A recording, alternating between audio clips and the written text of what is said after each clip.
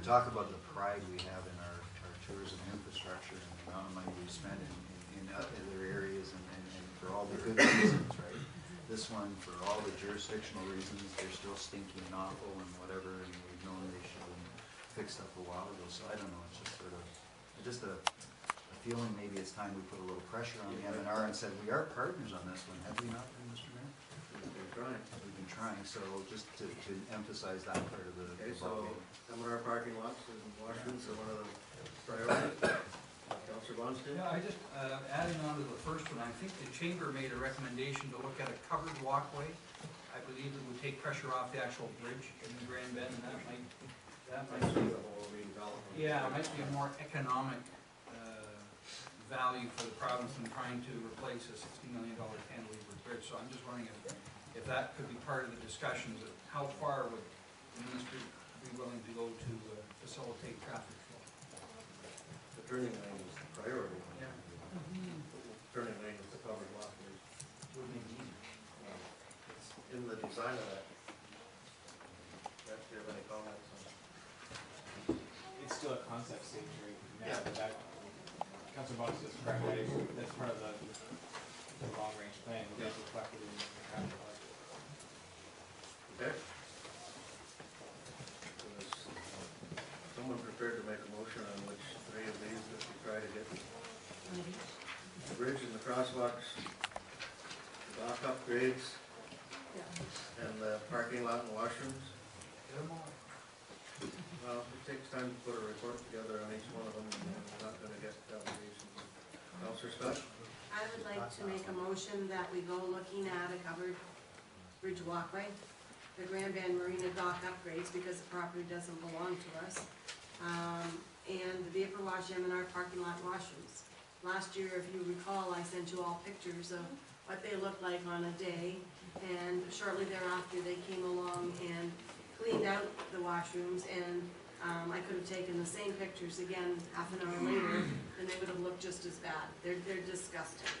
Nobody wants to use them. There is only one washroom set that seems to be, I believe that's number 1, that seems to be in fairly good shape with actual toilets instead of the, right? It's 1? Instead of the ones, the rest are just sort of a funnel type. And 5's okay? All right. And 5 as well. So they're really not in very good shape, and they're really disgusting. And if we want to do economic growth, which is what we need to tell them, that would be a good part to put in there, is that we need to encourage economic growth down in our Ifferwash area for potential selling of properties, for lot development down there, because there's a number of empty lots. We want to put that, like we've got the nature walkway going down in there. And I mean, if we want to bring people to use our facilities, we want to have facilities that are worth coming to use. So you do want a nice walkway and then turn around and use the dump of a toilet. It doesn't really make sense somehow. Okay. Do we have a motion for those items? Deputy Mayor Day? Sure, I'll second that. Okay. Question for you to Janet. Janet, is there some flexibility in this? For example, if we only get a hearing with one of these ministers, could we focus our energies on the other things that are concerns, for example, the infrastructure? We could perhaps ask additional questions with regards to the sewage treatment facility, or how about if we got a hearing with the Minister of Natural Resources for the parking lot and the washrooms? Could we address the ice management, or do you you're limited to only the one thing that you make your spouse? You'd have to prepare a There- package. One thing only. They like one thing only. I know we did talk to M&R with the fragmites and the washrooms at the last time, but there was there's no focus really. They're past meeting. Has anybody over the past 10 years tracked the success record of meeting with ministers at conventions and what we get in return? Just asking. We did get Because you were very disappointed last year. You came back and you were very disappointed from that one. I don't know what you did at the other ones, but Prior to that, we have had some great success. yeah, I'm just asking. We received Yeah, $15 million for sewage plant by going to these ministers. But last year was never the Well, I will just speak to my colleague when I had the opportunity to go down to one of these in 2011. The then Minister of Transportation, Ms. Wynne, who may be the next premier of this province, made an offer to us and opened the door that we would go ahead and look at Highway 21, and we dropped the ball. So it's give and take. Yeah. Just ask. That'd be fair. Okay? Yep. All in favor of that motion? Carried. Councilor reports. Deputy Mayor has an urgent issue. Yes, it's come to the attention of council that the Bell Canada is proceeding with the installation of the cell tower in Port Franks. They have the stakes out, and according to first-hand reports in conversation with Sean Gilbert, they plan to proceed by mid-January, which is any day now, to start to install this tower. And we all know what efforts have been made.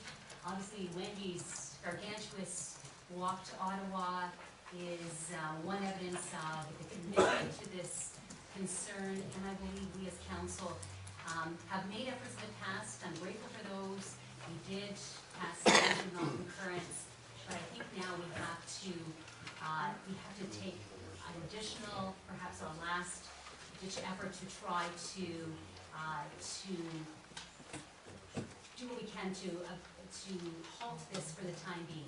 And I have put together a proposed motion for discussion here today as a result of various phone calls and emails I've had with concerned individuals from that area. And I would like to present this to council for a matter of discussion now too. I realize it's a bit lengthy, but if you can bear with me. I suppose we have to vote on whether you consider it an emergent issue, and I trust you see that the time frames do make it an emergent issue. We need a motion to address this as an emergent issue, I think, to start with. Councilor Russell, I'll make that motion. we'll make that motion that it, Be accepted as an emergent issue with the understanding that it could be divided into two parts. The first one is the most salient, number one, and all the rest of it goes together as a longer term. That'll be my motion. second, Councilor Bonstein. All in favor of that? Carried.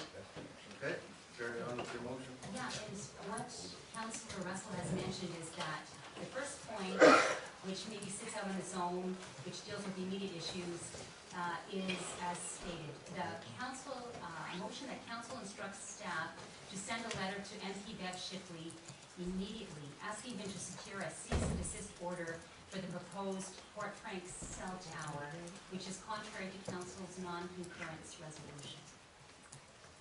And then as the I'll just go forward. That's the motion, or that one That part? is the motion. Is it possible for me to read the entire thing? No, I said if, I said the motion is to Could the whole divide. thing, like if possible, if so desired, just the thought. It could be divided into one and later on. So the way she's written, obviously you just have to read it and it falls out. It was emailed and all this stuff, and then everyone has Yeah. got a copy, whichever, some feedback on it. So, continuing on, the motion continues that the council directs staff to investigate the installation of hardwired phones in Port Franks waterfront area for the increase of emergency services where cell phone service is diminished. And the council also directs staff to send inquiry letters to the residents of Port Franks proper, that's within the bowl of Port Franks, and request whether they would be supportive of establishing a Port Franks as a frequency-reduced environmental enclave, or a beige zone, as a refuge for those suffering from exposure to electromagnetic radiation. And a summary of the recent Bio-Initiative report, or comparable research, would be included to apprise residents of the potential impact of electromagnetic radiation to vulnerable individuals. And that a request be made for a response within 2 weeks due to the time sensitivity of the issue. And then that if the majority of the residents indicate a support for this protective measure, council members John Russell, Rory Scott, and myself would approach Bev Shipley and request his active support for a moratorium on further expansion of cell services in the Port Franks area for a minimum term of 5 years. and residents of this, the community